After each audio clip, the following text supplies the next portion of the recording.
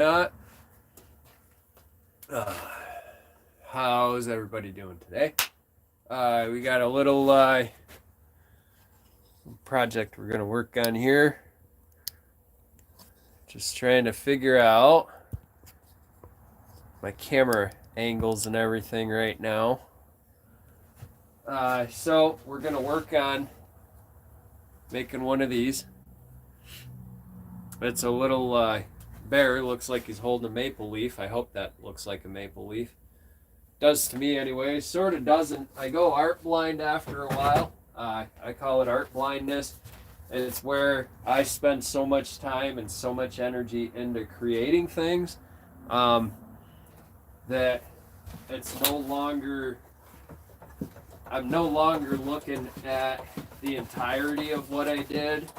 I'm just looking at it piece for piece because that's how I put it together. That's how I broke it down and built it.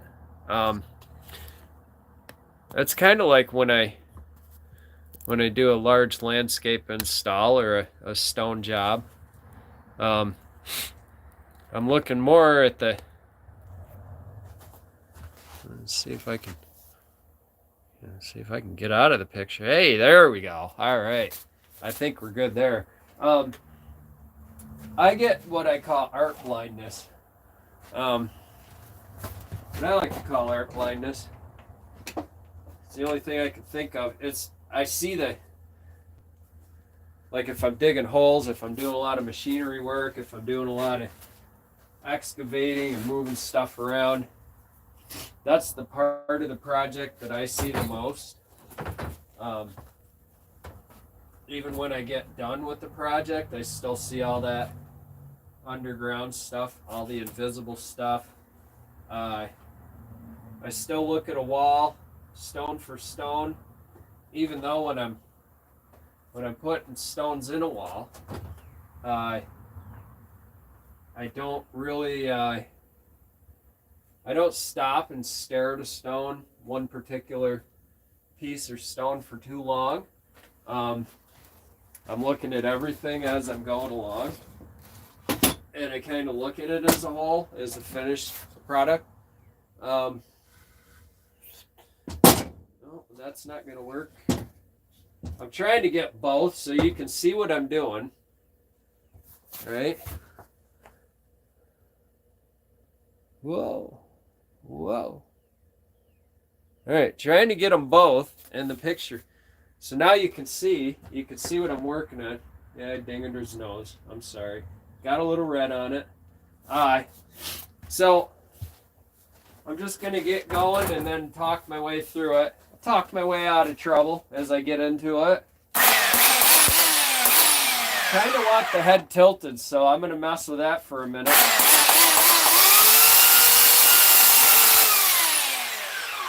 You know, and the reason I don't have them on is because I can never find them. These are important. Good things to wear. The chaps I like to wear these mostly to keep my pants clean because I have to go and do other work after I'm done here.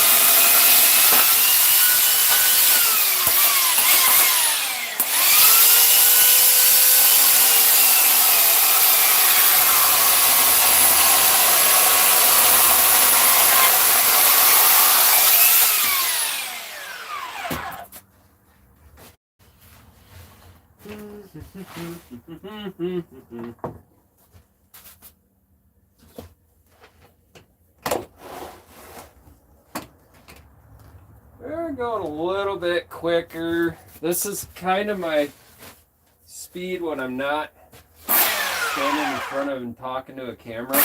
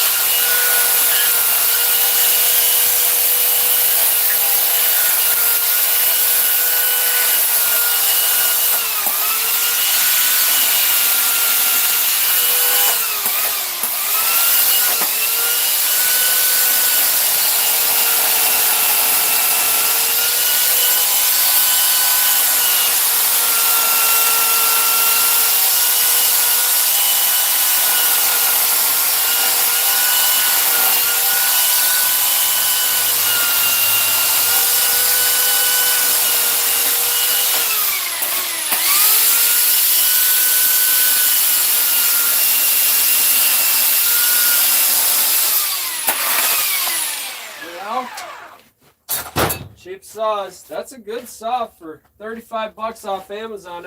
It does pretty much rip. I don't think I've done anything to the chain since I've gotten it.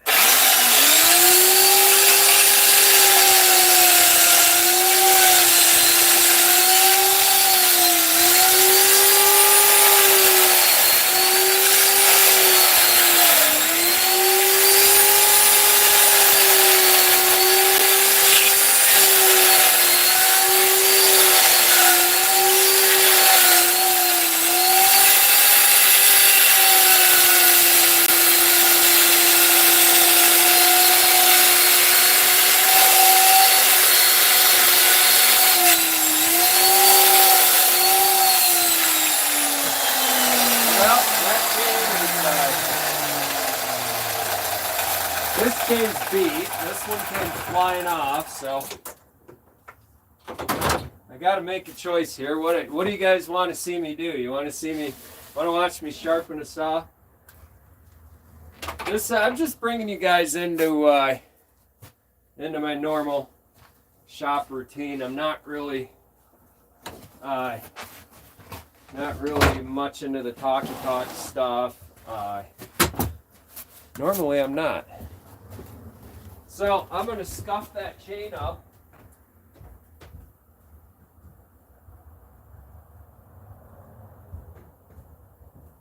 Let me just find some files here. If I ever could find my files, I got 24 packs of files everywhere, but when I need them, I don't have them. What do we got here? We got the...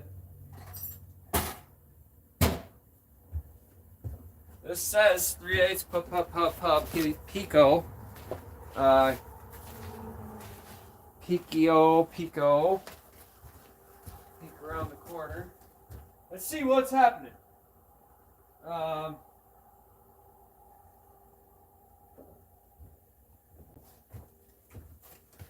Yeah, I get a little bit random and kind of got to get my own kind of energy going when I'm in the shop and doing stuff. And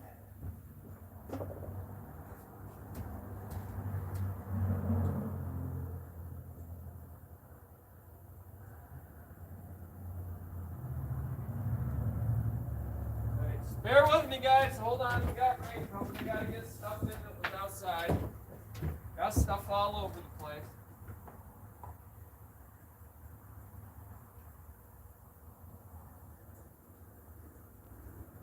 Never fails. Once you get into something, then you're gonna get 10,000 other things going on. You're gonna get rain. You're gonna get wind. Somebody's gonna stop by and want to talk your ear off. It never ends. Never ends. Part of running a business is just in general being able to time management. And I've always got like 10,000 different things going on. So it's like I got here. I've been here almost 2 hours. And I can't, between messing with all the camera stuff and messing with the saws and unplugging and plugging things in and charging batteries. I tell you guys one thing, as I get more advanced equipment and more advanced in my carving and my, so I'm just going to drag the file right through the tooth, give it a little scuff down.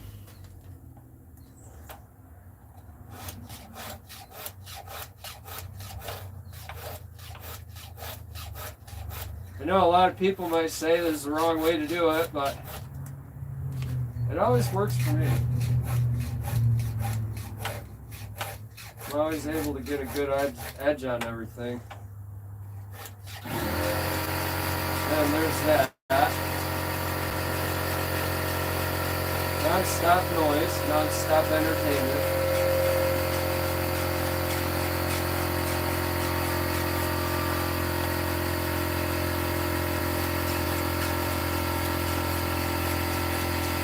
If you're taking any longer than what I'm taking to sharpen your saw for carving purposes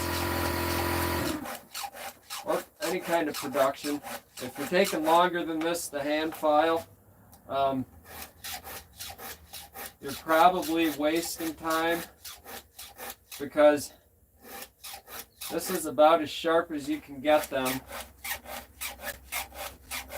by using a hand file. The trick to sharpening teeth, if you guys watch my other videos, you can see where I do a lot of sharpening in my other videos, and I talk extensively about chains and sharpening. The trick to a good fast cutting, first thing you need to have a good fast cutting chain is to have all these angles the same on all your teeth. The more even all that is, see, and now I'm already back to the painted one. The more even that angle is, ultimately, the better your chain's gonna run. I don't care what anybody says. That's been more than proven. You can use either a grinder or a Dremel or one of those twisty bore tools. Those twisty bore tools. the Dremel with the jig on it. You can buy a jig for these little files. You can get the Stihl has a file guide now that's free floating that gives you the set your angle for you. There's all kinds of ways to get a straight tooth, and I don't care which way you use. They all work. None, you know, we all have our preferences, and I'm not going to say that no one of those methods is better than the other. You can keep straight teeth angle just by hand. What I'm doing is I'm guiding it against my finger, and I have this finger to keep it straight. Just the way that I hold the file. And this is after many years of practice and hand sharpening and using grinders, and I've used pretty much everything out there. And ask any shop, ask any professional who sharpens chainsaw teeth. They're not going to sit there in a shop and sharpen 100 chains a day by hand with a hand file. And well, they're sharpening 100 chains a day or more sometimes. You know, if you're doing 20 or 30 chains and you have an automatic, usually the automatic machines, you can just line them up and walk away. I know everybody's got their opinion on it. I'm hearing the bad opinions now. Oh, that's not how you do it. Oh, shops don't know anything. Well, I'm a certified tech. Well, that's fine and all, but what are you doing for a living? Are you running saws? Are you working in a shop as a tech? See, and I'm done. I've scuffed it up. That little 5-minute little chit chat, talking your ear off there for 5 minutes. You can adjust the safety rakes or whatever the rakers. I don't call them safety rakes, but because they're not really safe, you can adjust those if you want. You can get all into it as crazy as you want to get with it, as far as it will take you. Is kind of my theory on it. Let me show you guys my little setup here. This is my little shop. Trying to move the camera thing without breaking it. See, I have these racks. I got these racks from PetSmart years ago, and I got piles of them. I got probably 20 or 30 of them, or I don't know. I got a whole truckload of them, and I've had so many that even in when I had my other shop, when I wasn't thinking so straight, wasn't using my head, I took a bunch of them to scrap, which was dumb. But you know, you live and learn. Then you sit there and go, oh, I wish I had saved those. I wish I had kept those. And you didn't. So now they're gone. Big mistake. You learn from your mistakes. At least I try to. Nothing's ever perfect. Nothing's ever going to be exactly right. No matter what you do or don't try to do. I'm going to go closer. So you're not seeing so much of me. You're seeing more of what's going on here. Slide them over. It's our premier guest of honor, the little bear. That's what we're making up in front here. That's why I'm showing it. I don't even have. Let me get this going. We got the old GoPro. All right, so now we're recording. Live. It's live. All right, so now we should be good.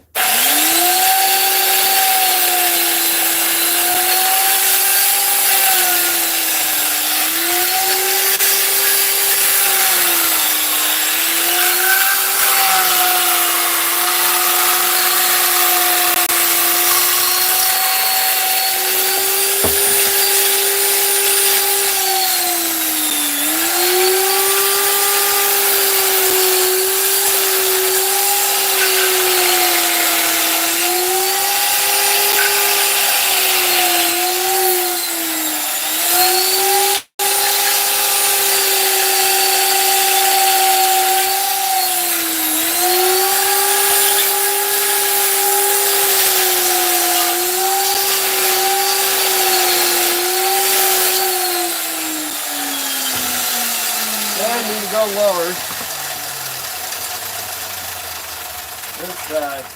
This thing is neat. Just bring them down. Take it down a notch. Right? You can take it down a notch.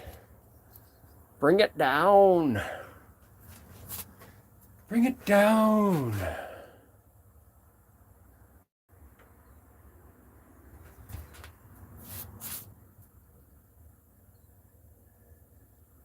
Thanks, DW. Yeah, different perspective, right. It's like I said about sharpening chains. You could use one of these to sharpen chains. This is diamond, right? As long as you get the tooth of that on that chain sharp, you're good to go.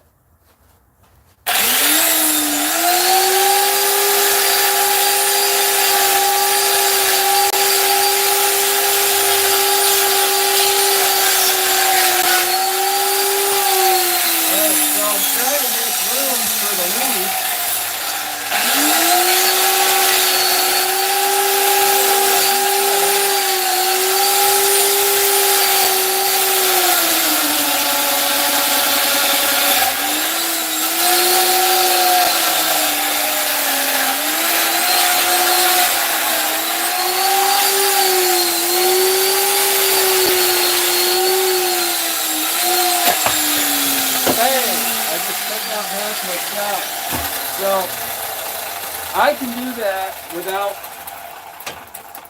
without being in danger of the saw hitting me. I can do that. Over the years, I've learned how to flick pieces and bounce pieces.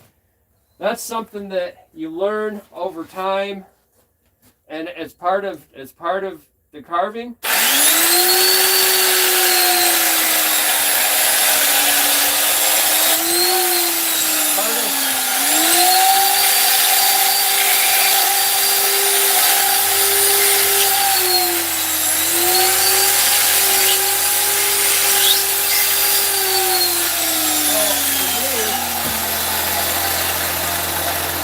The faster I can get stuff out of my way and keep my table clear.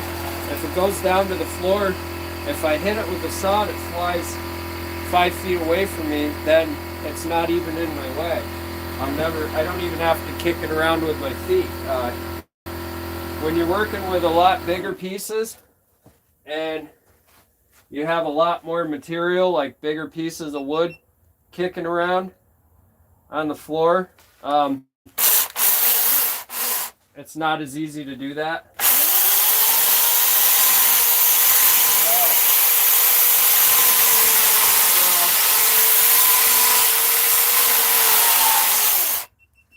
So we got another really bad chain, and we have a camera that obviously does not want to work. Have a camera whose the battery just keeps dying in that camera. So I need to change that over. That's just a constant. That's constant back and forth. You gotta be able to do multiple things all at once. I can switch you over here and show you what the heck I'm doing. I'm just swapping because this chain is beat. I just grabbed this bar and chain and threw it on this saw, thinking it might be ready to go, but not really expecting too much of it, and I'm not surprised that it's not ready to go. That's why it's hanging up on the wall. And between camera batteries and oil and changing chains and sharpening chains and fueling up saws and sharpening saws, and I mean there's just so much stop and go. You got to stop and go all the time.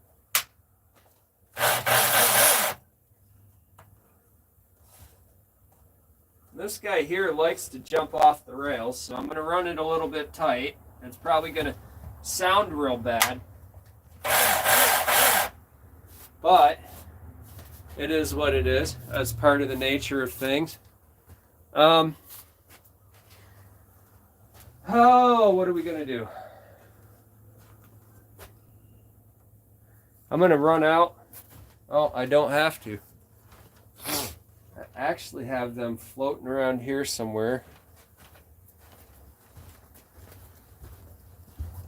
More battery stuff, guys. More battery stuff. Constant changing of batteries, and I try to be quick about it.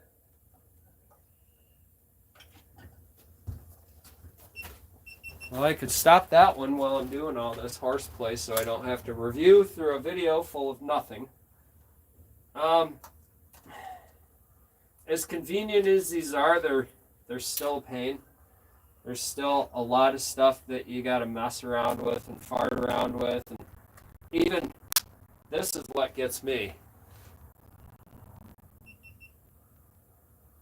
It takes that long for it to come on. Right? And that's hard for me. That 3 or 4 seconds drives me nuts.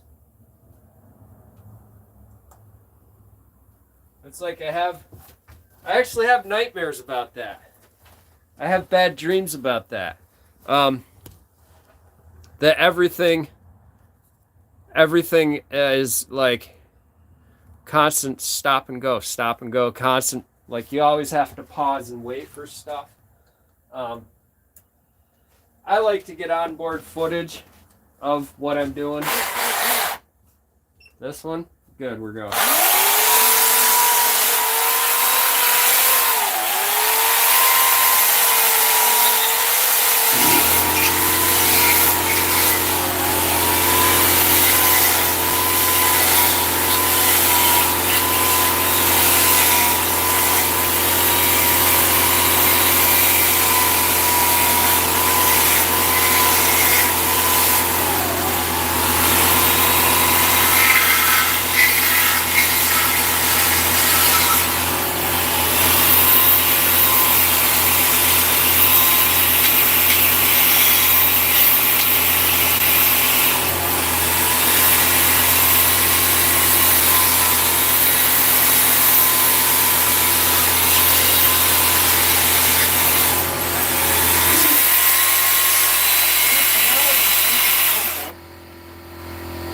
And those dang air compressors are always running in the background.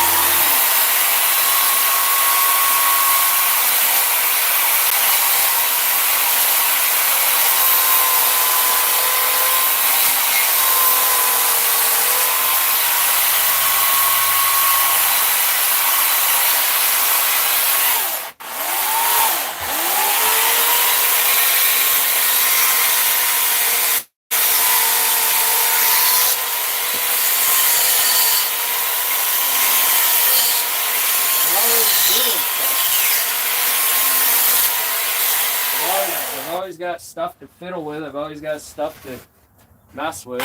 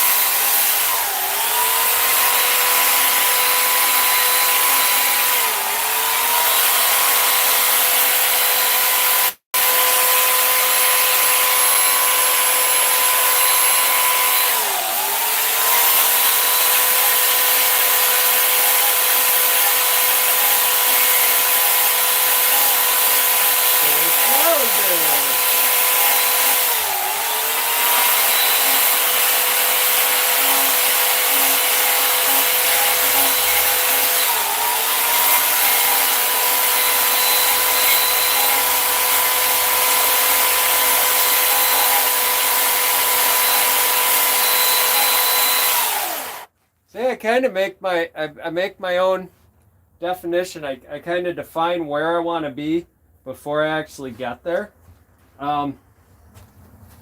that's the interesting part of any of this to me, is all the small things about it.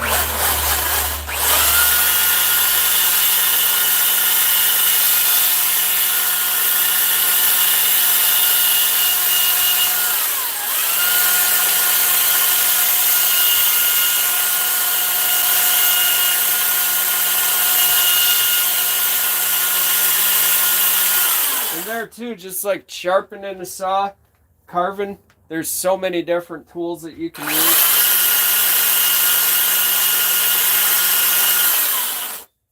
See, no one tool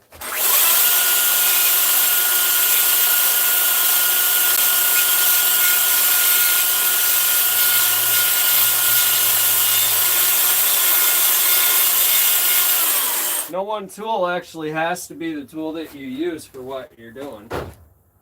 And here we stop again. And we got to oil up. Always oiling up. Always changing things.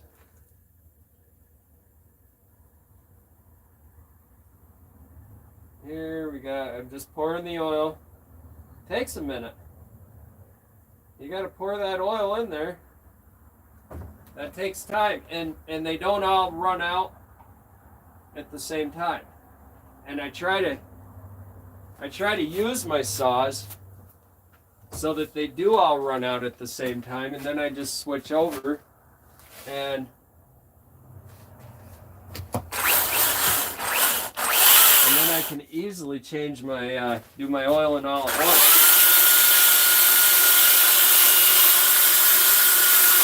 That's the ideal, but what the reality is, we have ideal and reality, right? We all have that perception thing going.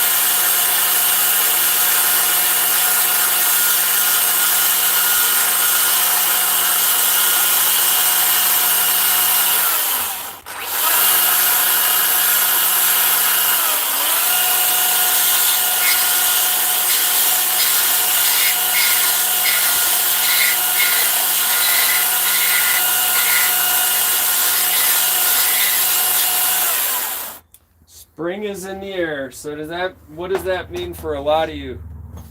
You're getting ready for finals or prom, boys and girls, dating, going out. I don't know any of that stuff. I never knew it when I was younger. We did a lot of camping trips. That was our thing. And, alright, so, sorry, I'm just trying to get my bearings here. I've got a lot going on right now. This is actually for Maple Festival. Maple is a big thing here.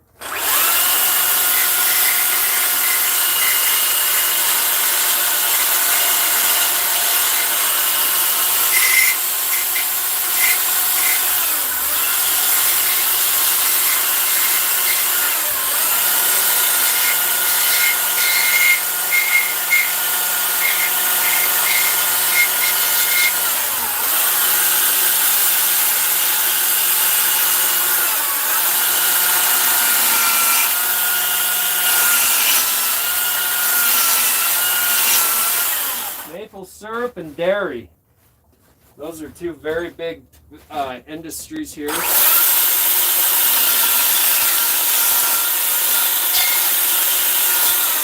want that ear a little bit more back.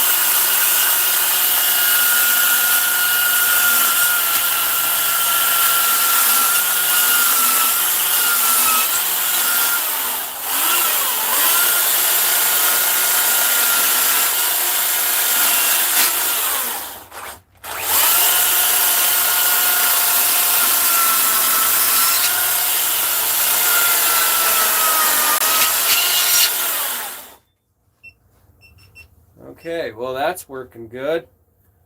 Recording, my head hurts. So this whole apparatus that I have to have on my head in order to make video, it doesn't really work for me. I really like my Bluetooth headphones because I could put music in there and just tune out and work it out. This here, now I total silence.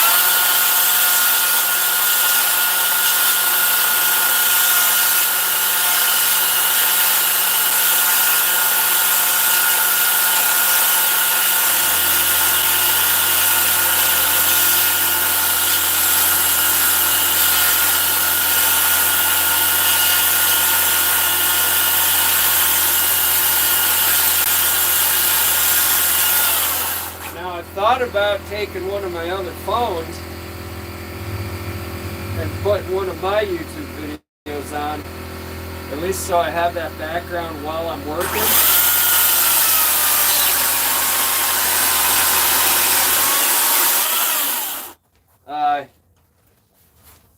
But that's just another thing that I have to mess around with setting up. I know it sounds silly, but with all the devices and all the stuff, powering up, powering up, powering off. Are we powering up or are we powering off? What are we doing? All right, are we good? Can we go yet? Waiting on you, buddy. Waiting on you.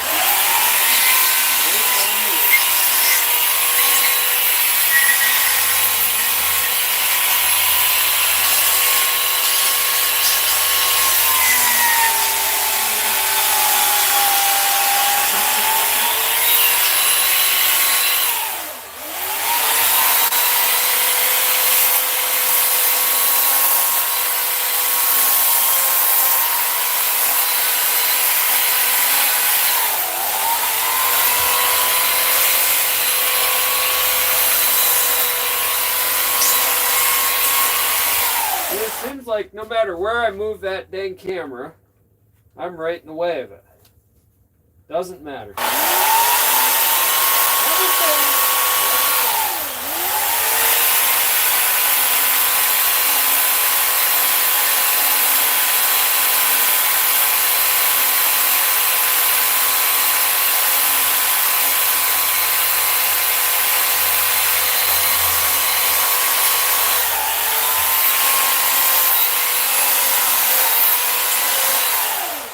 Alright, so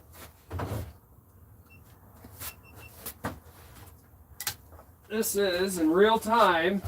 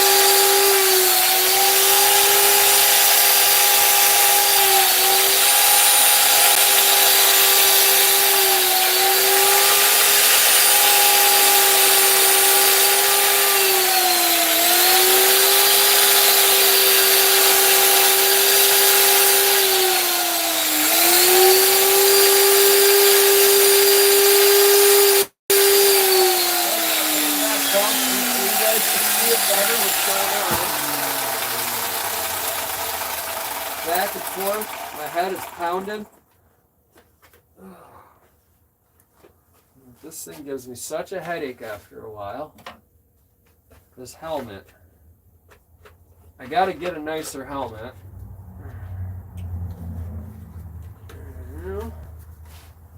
Need to get myself a better helmet because this thing is such a piece of garbage. The things keep popping out.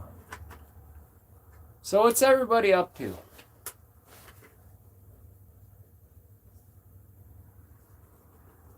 A lot of stop and go here. I know that's what I'm up to, which usually is the case on my end of things. It's always stop and go. Always a lot of back and forth. And never can just stay on one thing and focus and get her done.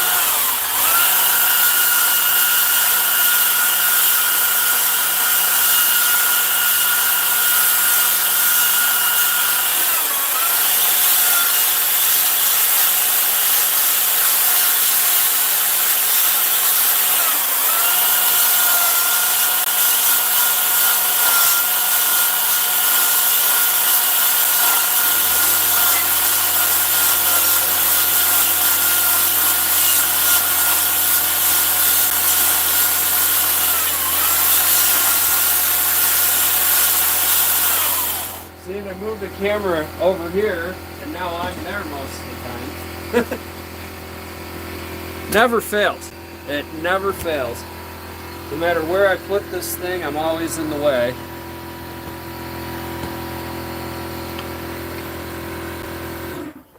Or it's in my way. It just doesn't want to stay where I want it to go.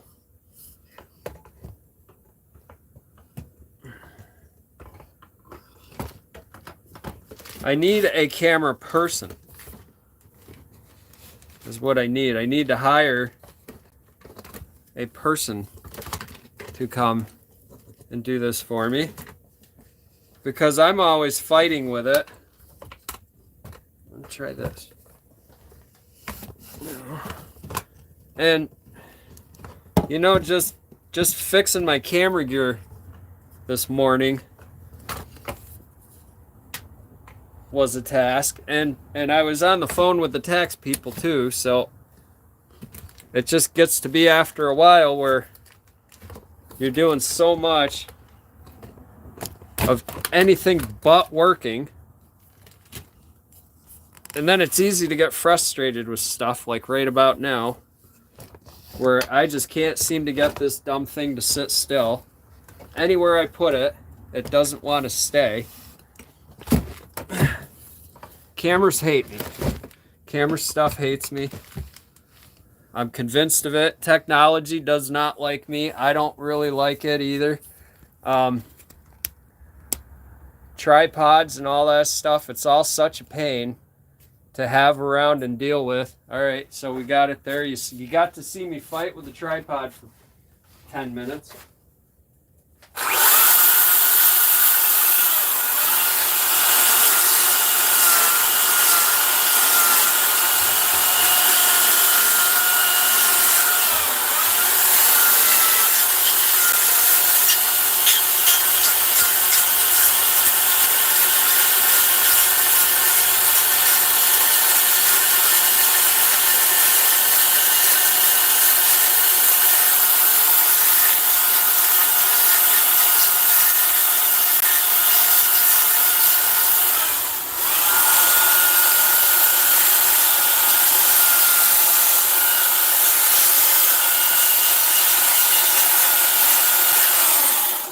I'm told, people tell me all the time, oh, just hire somebody to do your camera work. I say, well, that's great, but I don't make any money off YouTube.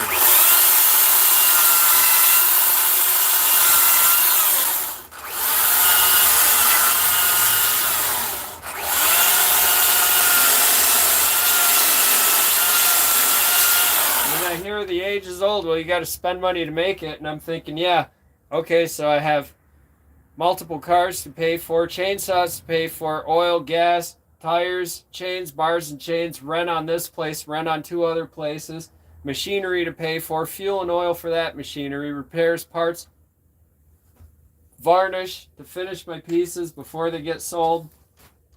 I'm money sunk, guys.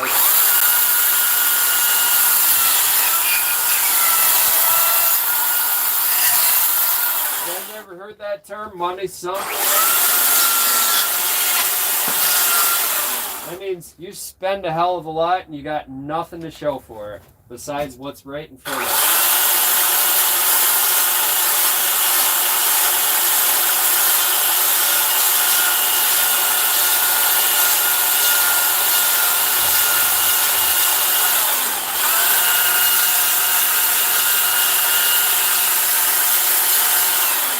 I mean, I wish that I had never gotten into all this and that I had actually saved that money in my lifetime. Because if I had, I would have something.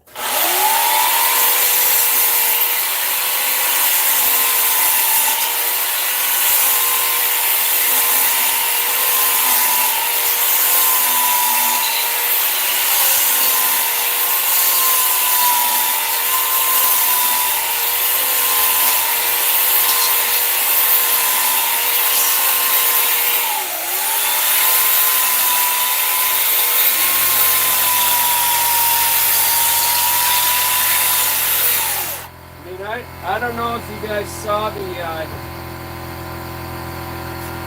I don't know if you saw the video I did yesterday, the live feed, where I was hand carving. That's where it all began for me, and that's really my true passion. And I wish that I could do that and just put my work in galleries and online sales and do craft shows and stuff like that, and not have all this big investment. Not have to have all these tools, but I got them now, so.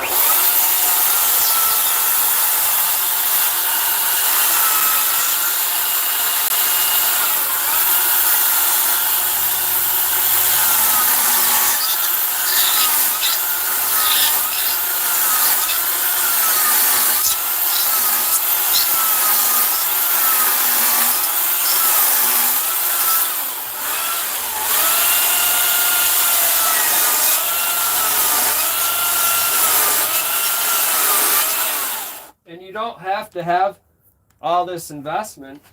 See, when I say all this investment, for me it's huge because I come from where a lot of people come from. I come from a real working background where we had nothing. We started with nothing. And over the years, eventually we got something to show for it, but it's just a pile of tools and a big shop.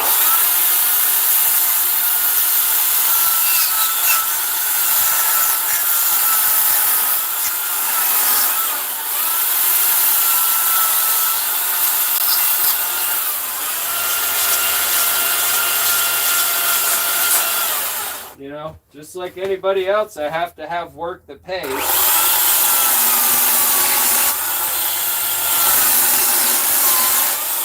Everybody thinks,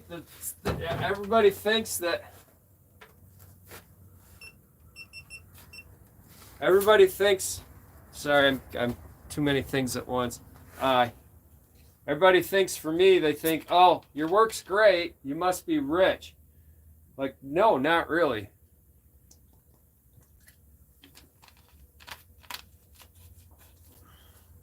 This is a big investment. This is all that I do. A lot of time and money invested in all this stuff.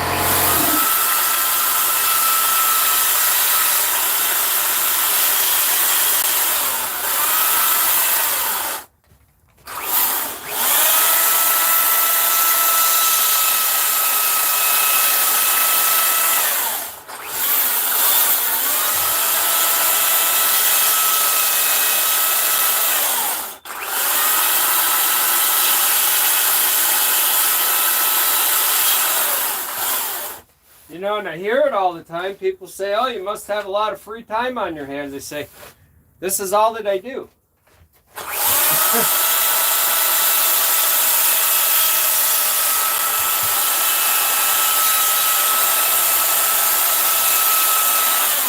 It's not free time. This is, I'm always, if I'm doing something else, I'm always trying to be here doing this.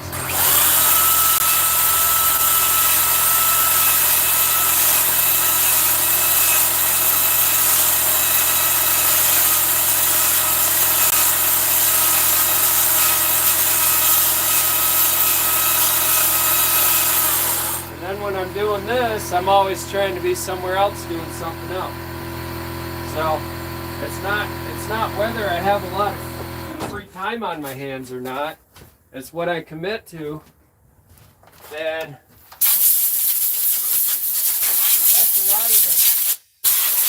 that's a lot of the misunderstanding is the commitment that this takes. I'm here day and night if I'm not out working on another job earning money. And that's part of being a business owner is I bought that freedom to make my own decisions and to have this pile of tools and everything around me. If you want that kind of freedom, you can't have a job. You can't have a normal life. You can't have kids. You can't have things pulling at you all the time because you have to be here. You have to be doing this. And that's just how it goes on my end of the spectrum. I mean, I could have kids. I could have a job and the family and everything. I've been back and forth with that and with this.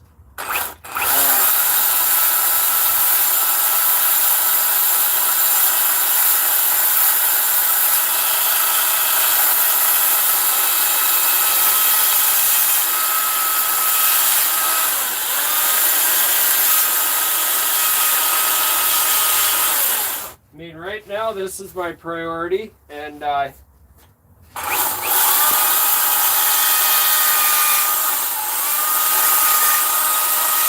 don't have a lot of the family stuff pulling at me all the time that I used to.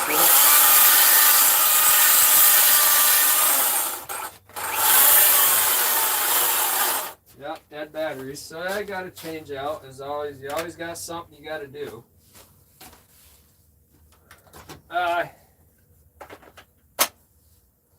If it came back to me having to have a job, like a normal job, and have a schedule and a family life, then that would be something that I'd be into doing and committing to. But right now, we don't have that going for us, so we have this.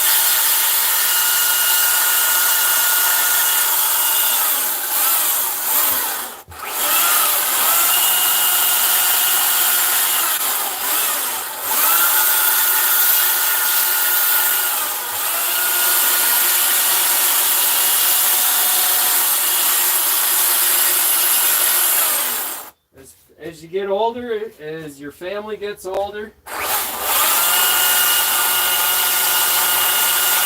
end up getting a lot more time alone.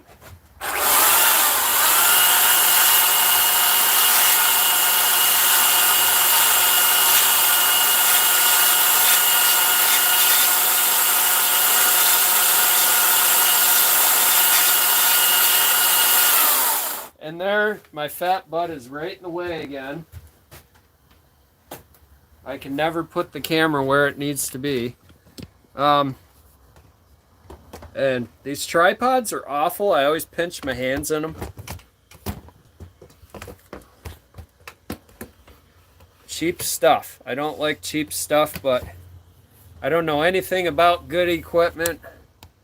Like I said in the video yesterday, see if I put it here, try to make it stay, it's going to want to slide around. It's going to want to move now. I don't have a clue what I'm doing to keep it from doing that. But yeah, as you get older, your family gets older, you get more time to yourself.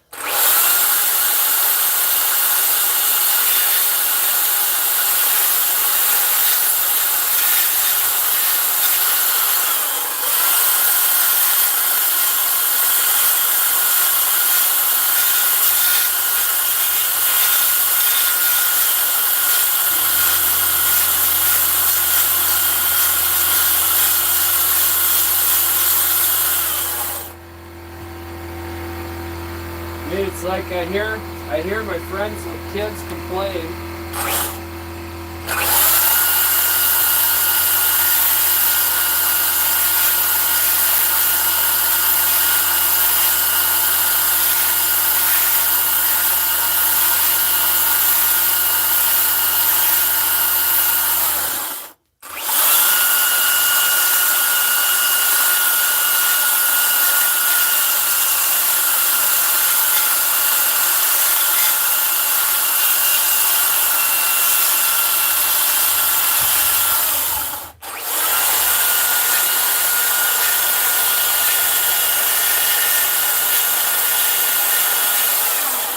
You know, I hear people that I know with kids complain that they never have time for anything.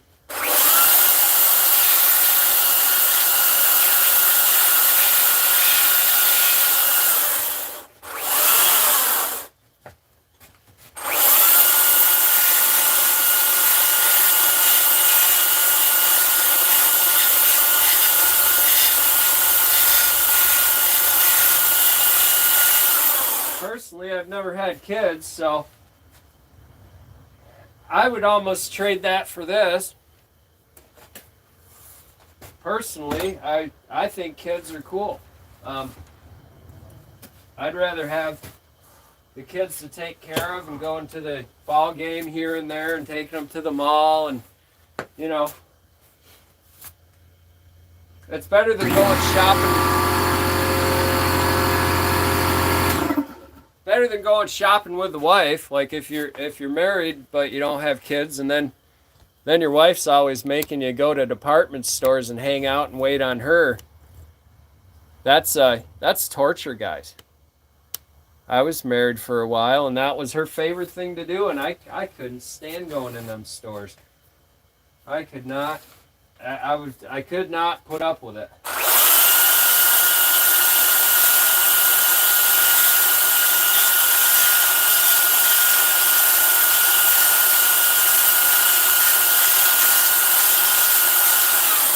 And I don't know if any of you guys have those kind of wives. It's like they're actually a shopaholic wife and they want you to go with them. They're like, we never do anything together. And you're like, well, all you ever do is shop. And they're like, well, come with me. It'll be fun.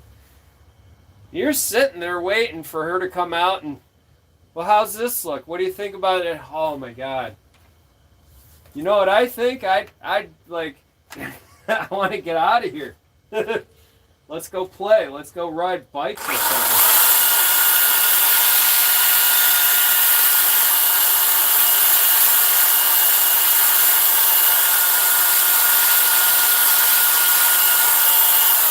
You know, I'd say any of you who are married out there, especially for the ladies or the guys that like to shop for stuff, do your partner the favor and do yourself the favor. Don't expect them to go with you shopping. Right? Don't expect them to enjoy that side of life, especially if they're an outdoors person. You're probably putting them in a really bad, uncomfortable situation.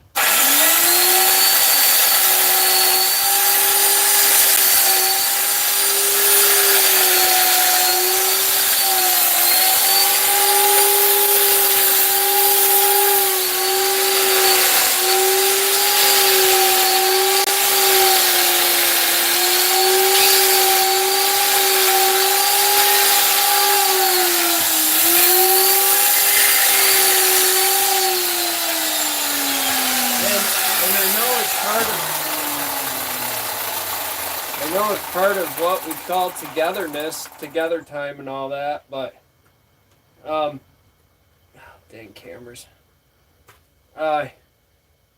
Please consider, you know, if it's shopping for the kids, that's one thing.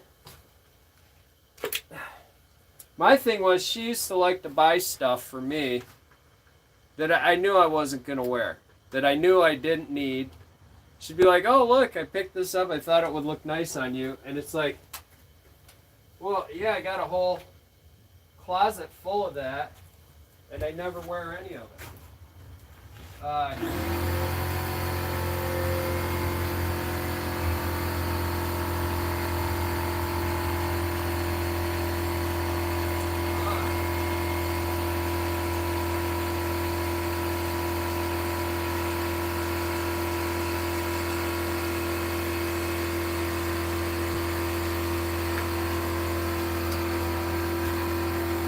So I don't know what she just did it because she liked to buy stuff. I was always happy with what I had. I never needed anymore. If I needed shirts and shoes, I'd go buy them. If I needed to get a nice outfit for an occasion, I could go do that. She could go with me, but instead of just getting one outfit, she'd get like 4 or 5. She'd spend a week's pay on fancy clothes that I never wore. I mean, she used to buy me this fancy stuff that I never once tried, and I never felt comfortable in it. I always felt kind of silly wearing it. I always felt, that's just not, it's not my style. I'm dirty.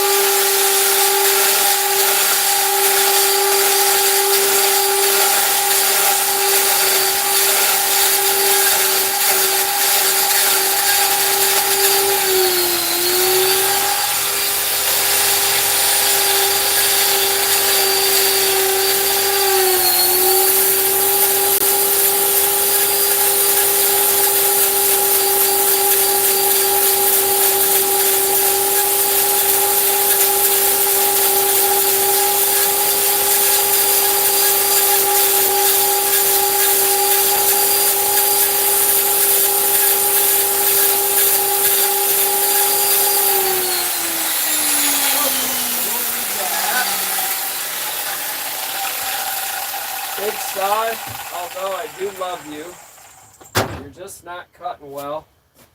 I think the chain is beat on that saw mostly is what's going on. And of course, my cheap battery collection here, true to form, when I need it to least break, when I need at least most to break and fall apart, there it wants to break. Well, we'll keep going until they stop working, I guess.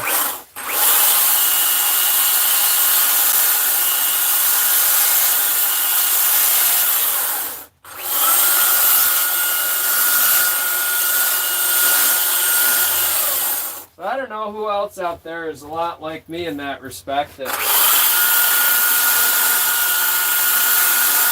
I can't stand dressing up.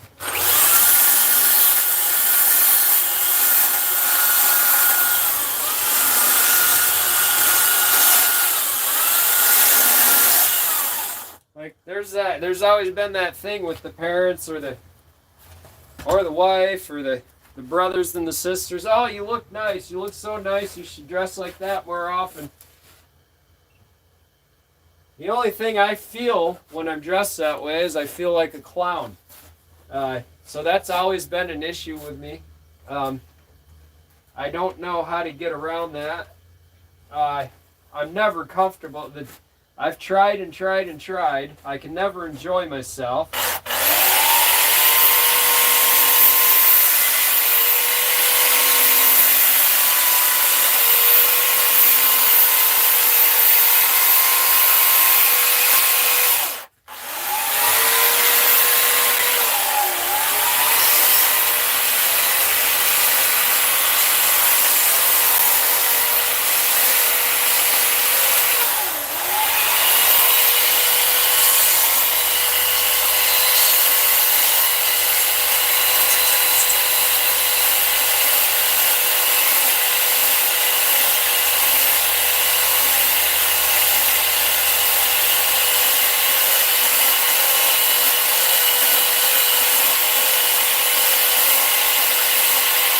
Probably a lot why the ladies don't come swarming around.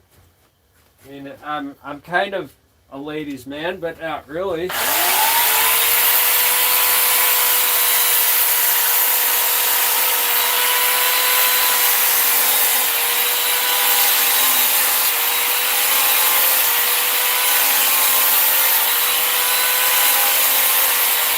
I'm a ladies' man in that I want to have that one friend. I want to have, or many women as friends. I'm better friends with most women than I am with most men. I'd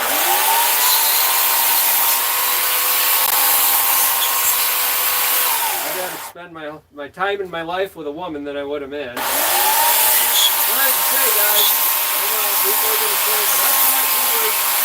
No, I'm not.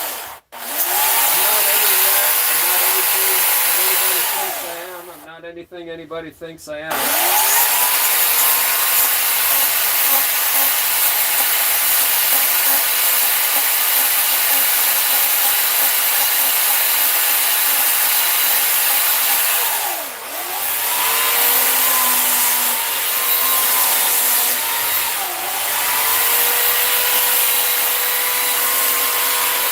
I say I'm not a ladies' man because I don't go out when I'm single. I don't go out on the town, going out dating or whatever. I don't go. I never did, even when I was young enough to.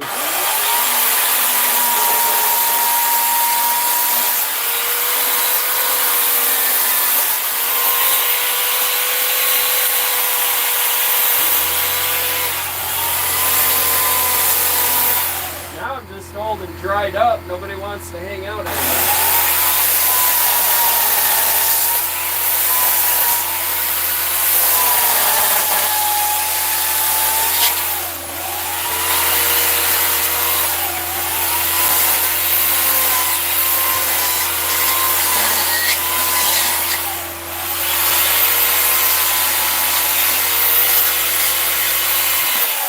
I say it all the time. The last few women that I was with in good relationships, for the most part, everything was good until they started wanting more and more and more.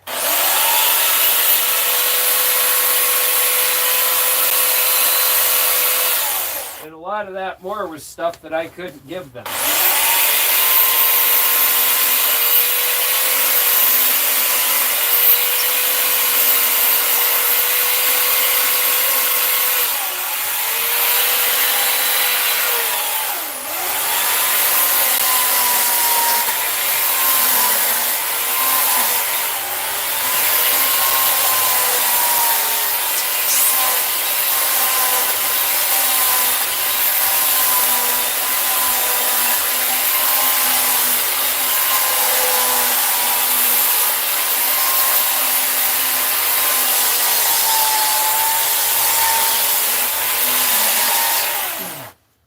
And I will say, some people do have pretty crazy expectations when you've been in a relationship with them for a few months, and then they keep asking you to buy a house with them, but they don't even have a job or any money. That's a little bit beyond me.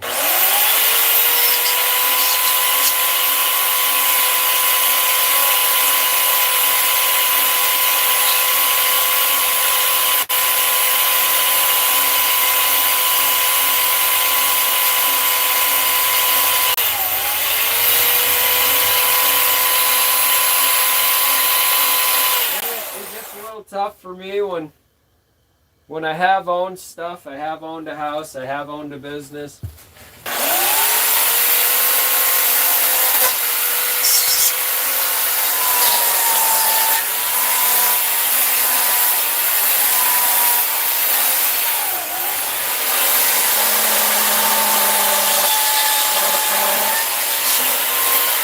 And it gets tough when I've given all that up, and then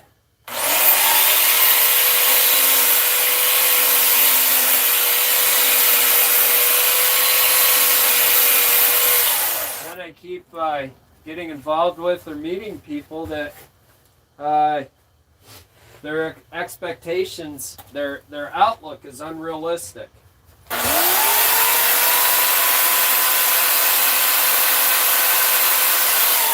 Like, they want the house, and they want the cool place to hang out, and they want all this stuff. They see everything on TV and they want it. It's TV lifestyle. They want all that, but they don't even have a job. They're and these are things that you find out at the too late in the game. Like, I wish they would have put that on the table the first day that we dated.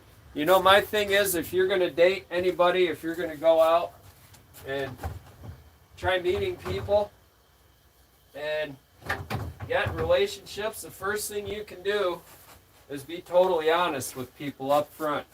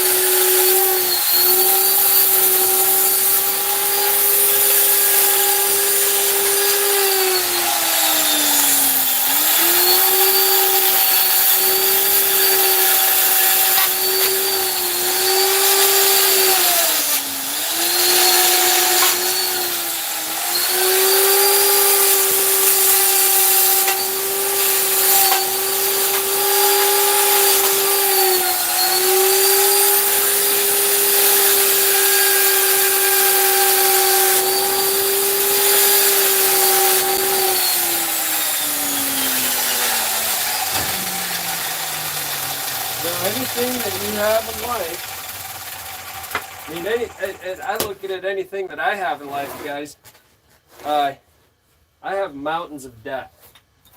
Mountains. I have so many things to pay for every month. I'm barely keeping my head above water.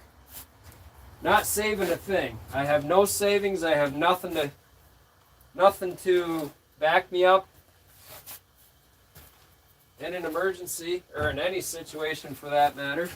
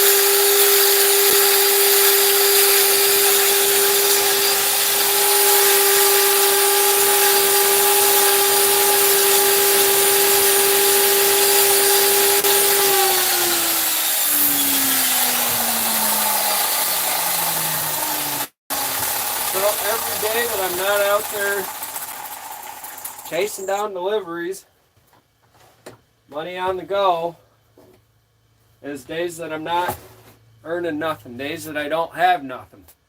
And I can't afford to have any of those days. Even if I go out and make myself $50 for that night, it's better than nothing. It's better than where I was at the beginning. And if I only make that much at that, it's because I'm pushing on this.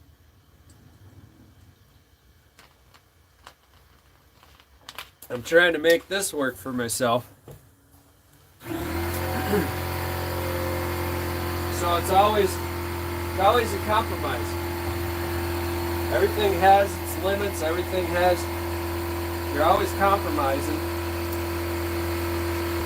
You're always sacrificing one for the other.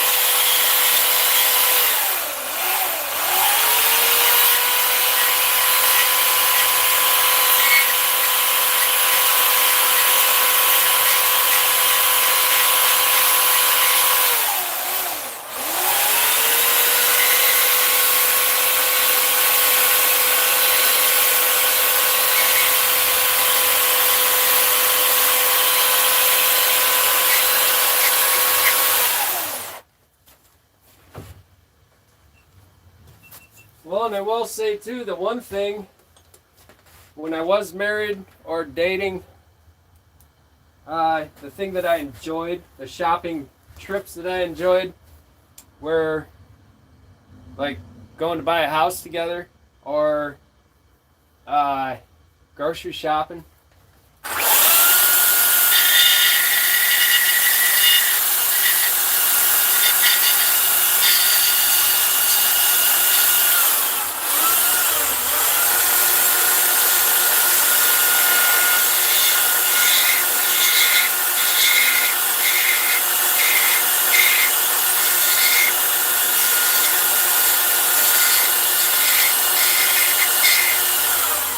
But even that, to me, I mean, that's when we only did that stuff together.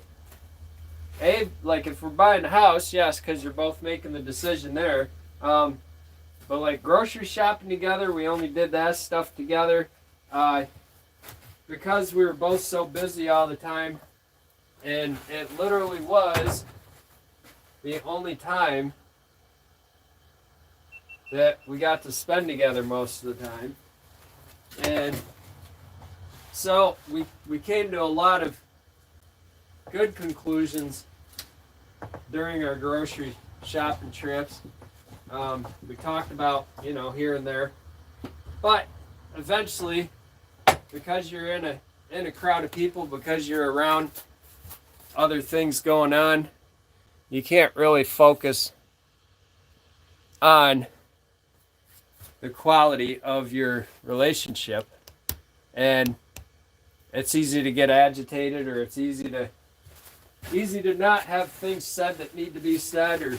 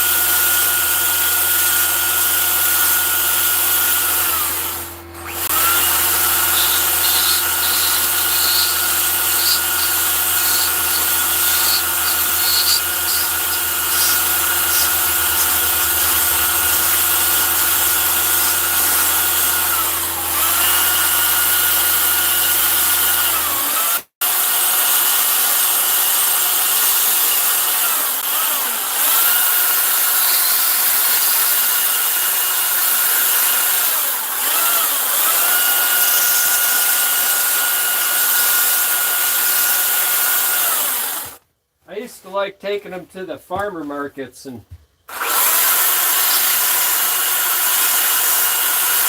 spending my paycheck on them. That was my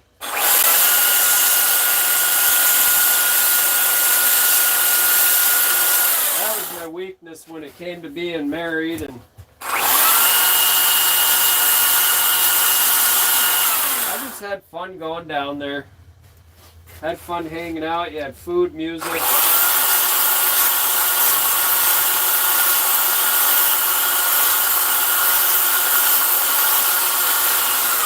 I spent on myself too. Usually what I bought was food. I like to have food and coffee while I was at all those places.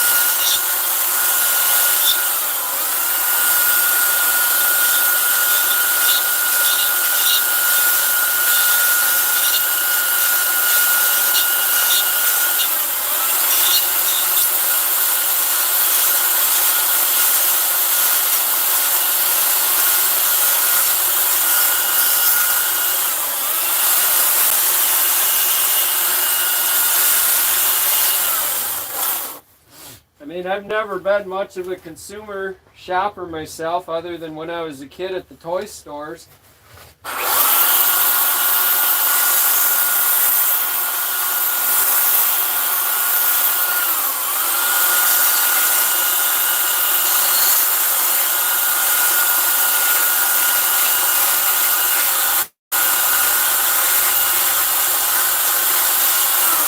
I got older, it became chainsaw shops. That was my big downfall.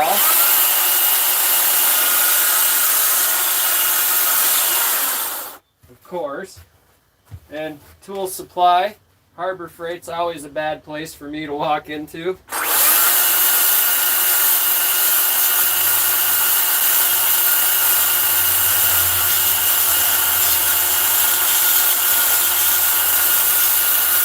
But it's lately become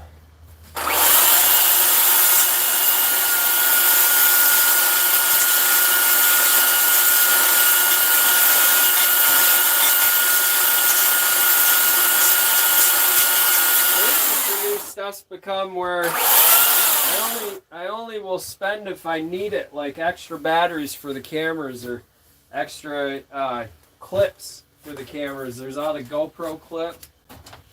I only spend if I need extra stuff like that now. Or if I need parts for a saw.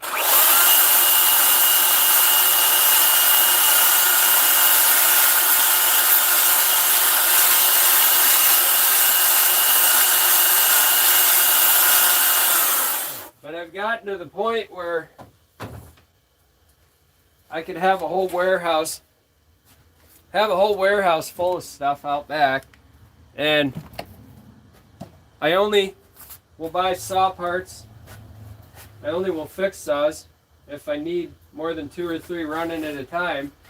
That's usually all I need in my business to get anything done. So that's usually all that I worry about.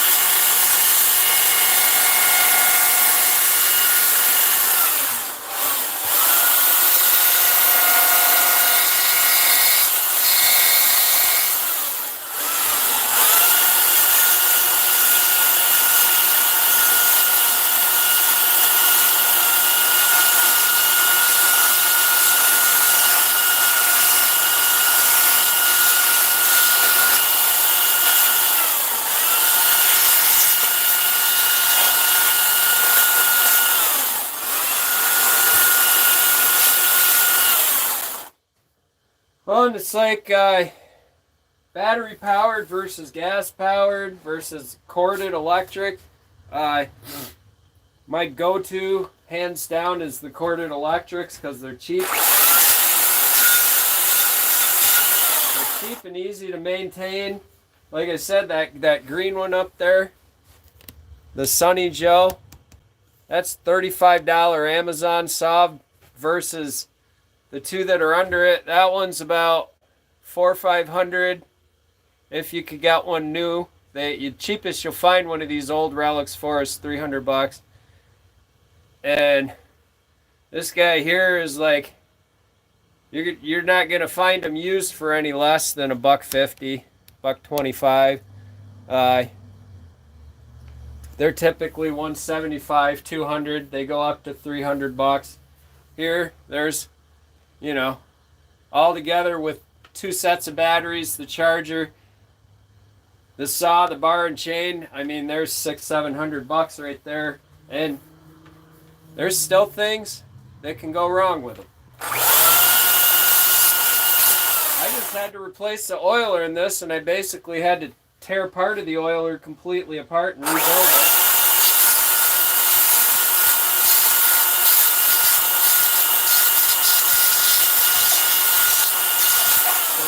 that was down for a while.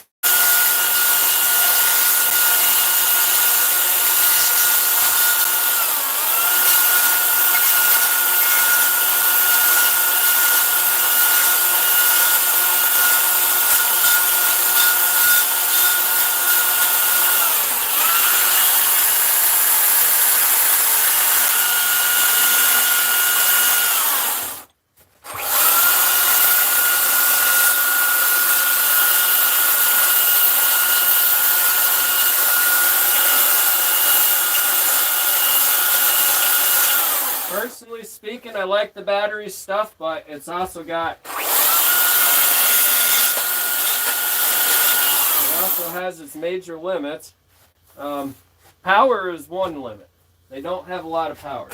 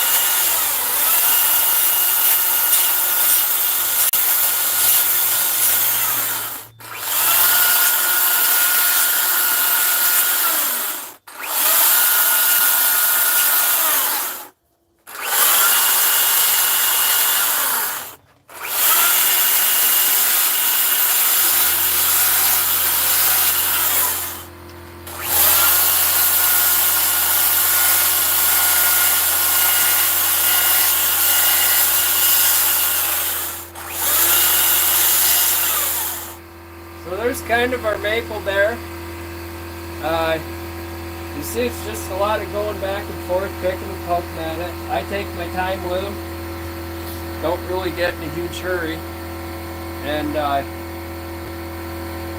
well, hopefully it looks like he's holding a maple leaf and not a star or not something else like a moon or...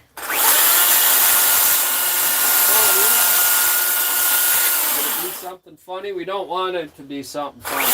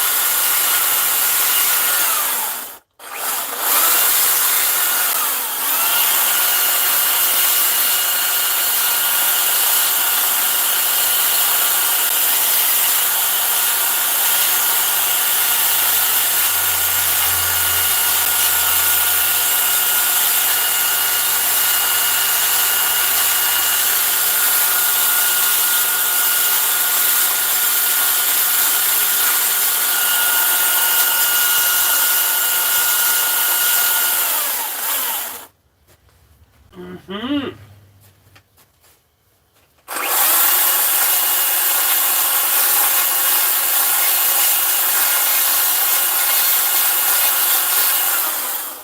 Now we'll rip out some fur. Get out the fur maker tool. I'm cheating.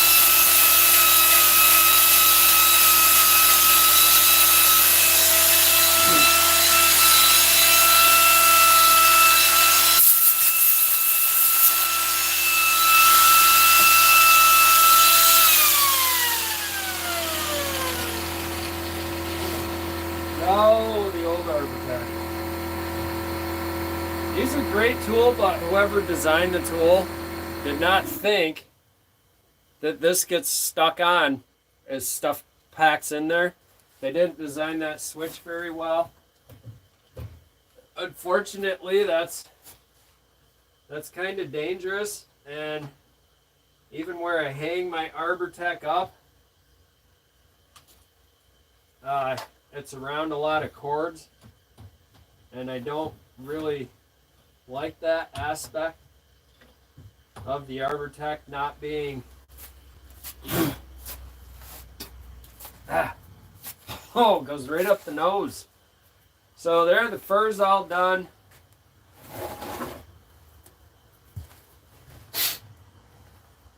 Except for we have little minor details here and there that I go in with the saw.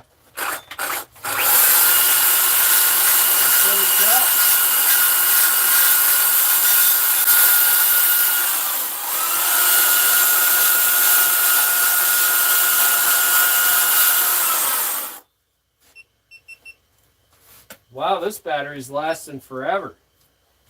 I don't know where I got this one from.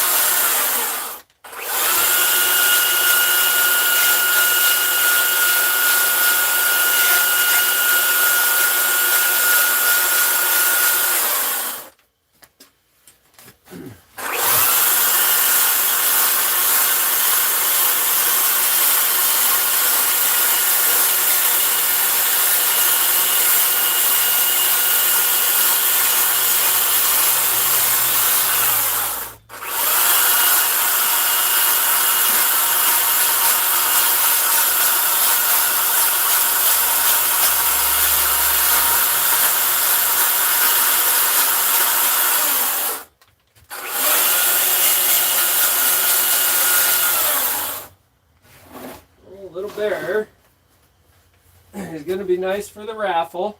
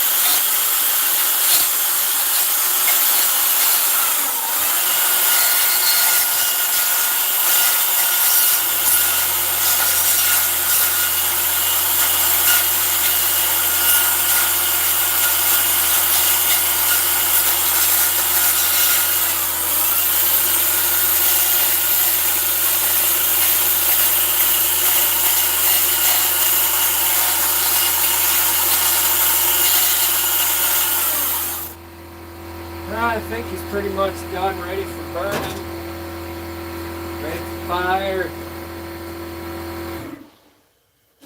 I know, this is boring, boring to watch, isn't it? I don't know why you guys are still here if you are. Because right now I'm just dealing with the finishing stuff, which is all just a bunch of technicalities.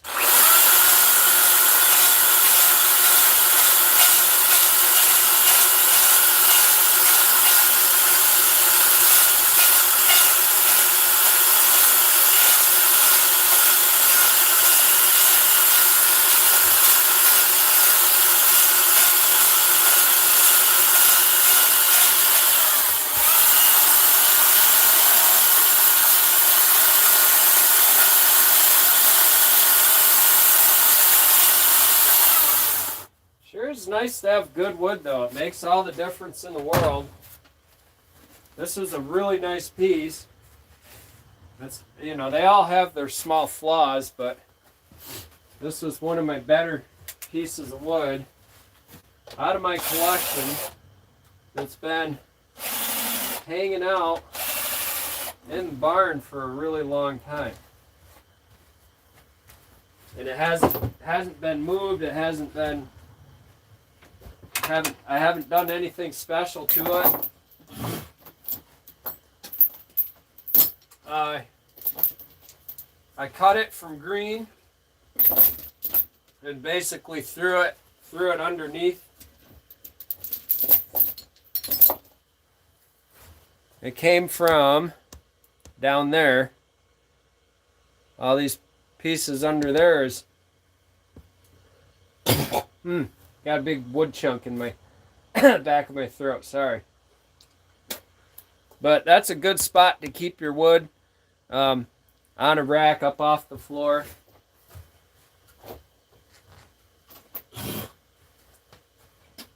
In a dry place. It does get freezing cold in here in the wintertime. Often.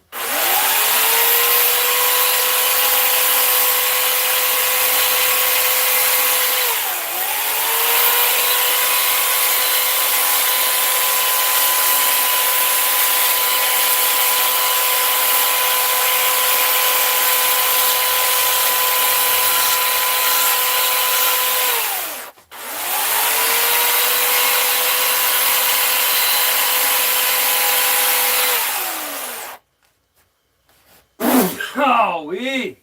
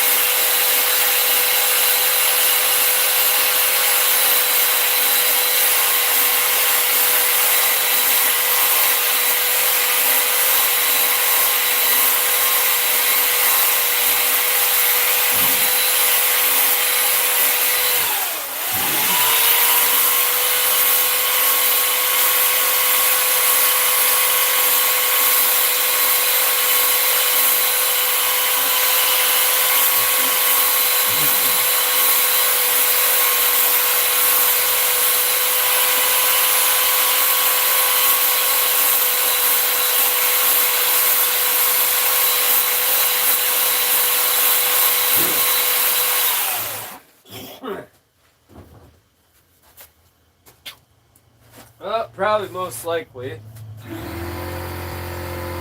I just do this so that the carving just sits on this edge, which means if you get that flat, that's all that's touching the floor. And also, it helps to keep carving dry, I don't know what it is. I found that this is the best thing for them over the years. That's the best. That's the best thing that I've ever done to a carving as far as how I shape, as far as keeping it from cracking too bad. It slows down the cracking. I don't know why. It works. It's just something that I tried, and it worked really well. Sorry, I'm dying now.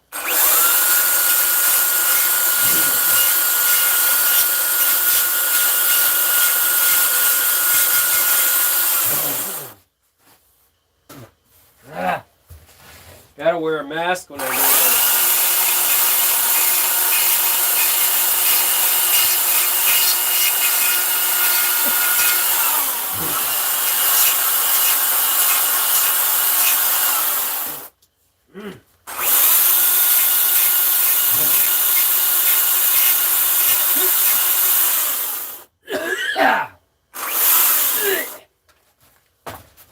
Alright, I gotta go. I'm dying. Sorry, guys.